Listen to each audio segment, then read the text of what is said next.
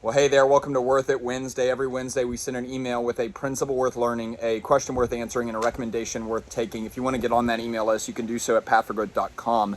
But today's principle is that the specificity of your strategy will never exceed the specificity of your vision. And this is more of a business and leadership oriented principle, but let's define our terms first.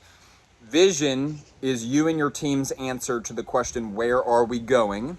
Strategy is your answer to the question, how will we get there?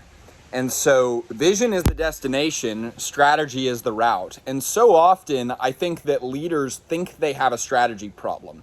They think they have a how problem because they're confused as to what they should be working on. They're confused as to what they should be allocating resources to. They're confused on who to hire next. They're confused on what to be pointing their team's energy towards. And so they think they have a strategy problem. And in reality, they have a vision problem, because if you don't know where you're going, then how on earth could you possibly define the route? Does that make sense? Now, in my experience, both in my business and in the business leaders that we get to work with at Path for Growth, whether it's me coaching them or Kelly or Olivia, one of the things that I've seen is that people have a sense of vision generally whenever they should be having a sense of vision specifically. And here's what I mean by that.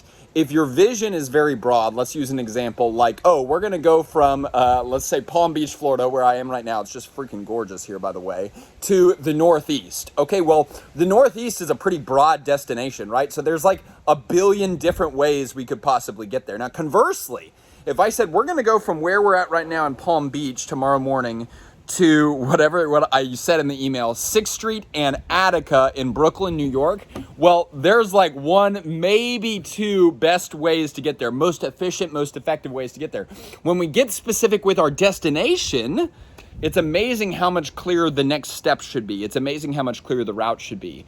So what do we take away from this? As a leader, get specific about your vision, but don't just get specific quantitatively, get specific qualitatively.